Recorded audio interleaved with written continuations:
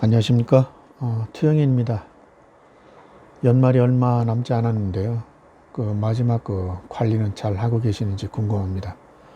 물론 투자 포지션 관리할 때 연말에 가장 중요한 것은 아마 내년도 시장 흐름이 어떻게 될 것인지에 대한 궁금증일 것입니다. 아마 여기에 맞춰서 연말 포지션도 다르게 가져갈 것인데요. 그만큼 향후 시장 전망이 상당히 중요하다 할 수 있겠습니다. 이와 관련해서 매년 이때쯤 되면 각 증권사들이 실시하는 공통적인 행사가 있는데요. 바로 그것은 내년도 주식시장 전망 및 투자 전략에 관한 내용을 발표하는 것입니다. 물론 투자자 여러분들도 앞서 말씀드린 것과 같이 내년도 시장 전망이 상당히 궁금해 하실 겁니다. 그렇기 때문에 능력이 있으신 분들은 각자 갖고 있는 분석 틀을 이용해서 아마 내년도 시장 전망을 하시겠지만, 대부분의 투자자들은 이러한 능력을 갖추지 못했기 때문에 각 증권사들이 제시한 전망치에 의존할 수밖에 없을 것이고요. 물론 능력 있는 분들도 증권사들 전망치를 아마 참고할 것입니다. 그렇기 때문에 내년도 증권사들의 전망치는 상당히 중요합니다. 그런데 증권사들이 제시하는 목표치대로 실제 투자에 적용했을 경우 실측치와 다른 결과가 나타나기 때문에 실제 투자 성과에 있어서 많은 실망스러운 결과를 안게 될 가능성이 상당히 높습니다. 따라서 이런 실수를 반복하지 않기 위해서는 각 증권사들이 제시하는 전망치를 적절하게 해석하는 능력이 필요하고요.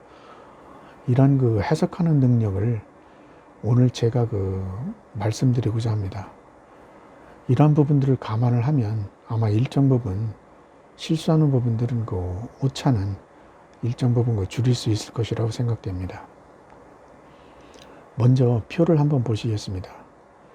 화면에서 보시는 표는 매년 글로벌 증권사들이 내년도 S&P 500 지수에 대한 전망치와 실측치 간의 오차를 비교 분석한 것입니다. 앞서도 말씀드렸겠지만 실측치와 예측치 간에는 많은 오차가 있습니다. 2019년의 사례를 한번 살펴보겠습니다. 2019년에 각 증권사들이 예측한 목표 지수와 실측치 간에는 무려 332포인트나 차이가 있고요. 수익률에서는 무려 13%나 오차가 있었습니다. 이렇게 차이가 발생한 원인은 주가지수 전망에 필요한 각종 입력 변수들, 예를 들어서 기업이익 전망치나 경제성장률 또는 환율 아니면 통화정책, 이런 부분들이 자신들이 갖고 있는 분석 틀에 입력을 할 때 각자가 제시하는 수치들이 아마 다르게 입력하기 때문에 발생합니다. 그런데 EPS 전망치나 경제 전망 수치들은 대부분 저명한 신뢰성 있는 기관들이 발표하는 것이기 때문에 상당히 커다란 오차는 발생하지 않습니다. 평균치이기 때문에 더욱더 그러한데요. 이렇게 생각하는 이유는 표에서 보시는 것처럼 7년간 시장 방향성이 틀린 사례는 단 한 차례뿐이었다는 점입니다. 이렇게 큰 차이가 나는 경우는 크게 두 가지로 볼 수 있습니다. 한 가지는 증권사 또는 투자 전략가들이 사용하는 분석 툴에서 차이가 발생할 것입니다. 자신만의 고유한 기법을 적용해서 만든 것이기 때문에 그럴 수밖에 없을 것입니다. 두 번째로는 다수가 그런 것은 아니지만 전망을 할 당시의 시장 상황이 내년도 전망에 심리적 영향을 미치게 됩니다. 이는 마치 내가 언제 주식시장에 진입했느냐에 따라서 투자 성향이 다소 달라지는 것과 별반 다르지 않습니다. 예를 들어서 내가 주식시장 호황기에 진입하게 되면 주식시장 침체기를 경험해 보지 못했기 때문에 대부분 낙관적인 시각을 갖게 됩니다. 물론 이 반대의 경우도 마찬가지입니다. 사례를 들어보겠습니다. 대부분 그 내년도 주식시장 전망 자료는 10월부터 준비하게 됩니다. 그래서 그 빠르면 그 11월 중순에서 12월 초에 그 발표하게 되는데요. 따라서 그 10월에서 12월까지 그 주식시장 흐름이 많은 영향을 미치게 됩니다. 2019년에 전망치와 실측치 간에 그 크게 발생한 것은 아마 그 2019년 10월에서 12월까지의 그 주식시장 흐름에 많은 영향을 받은 것으로 보입니다.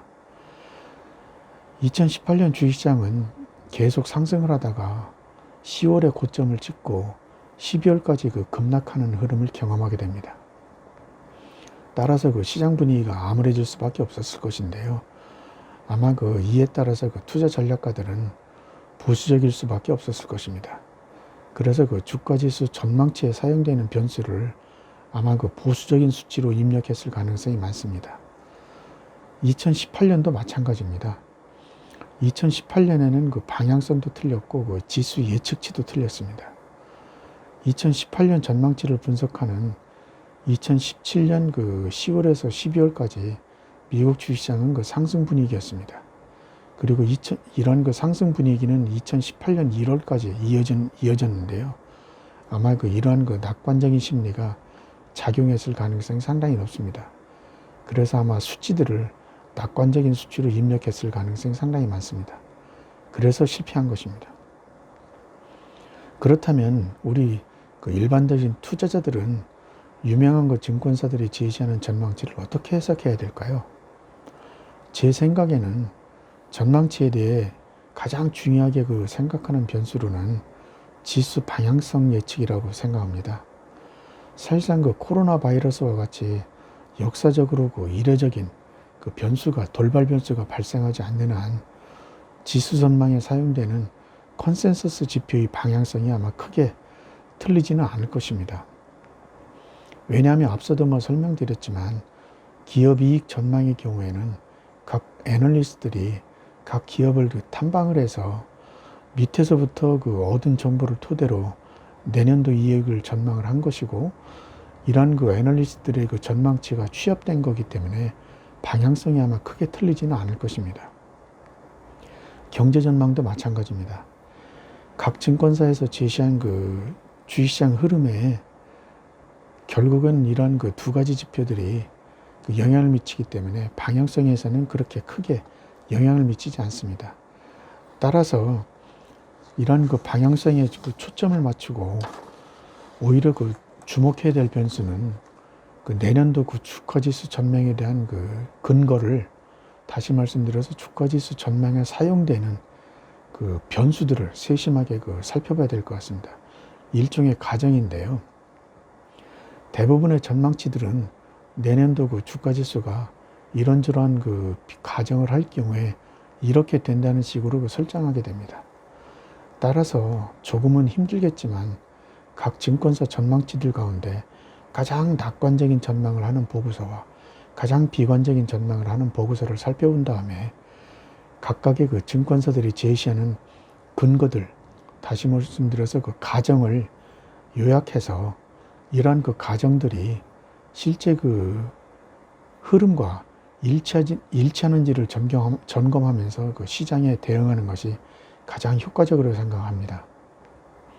물론 그 이러한 접근 방법은 인덱스 펀드나 ETF에 투자할 경우에 많은 도움이 될 것입니다. 또한 그 개별 종목도 시장 흐름에서 크게 벗어나지 않는다는 점에서 일정 부분 그 도움이 될 것으로 생각됩니다.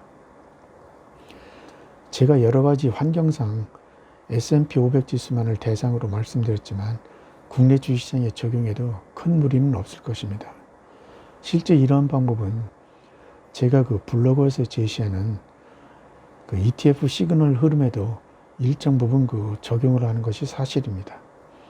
따라서 앞서도 말씀드렸지만 조금은 귀찮지만 내년도 증권사 전망 자료를 지금 다시 한번 구해서 살펴보시고 가정들을 요약한 다음에 이런 가정들을 그 가지고 내년도 그 투자 전략에 그 실질적으로 응용을 해보셨으면 하는 그 바람을 여러분들에게 전해봅니다.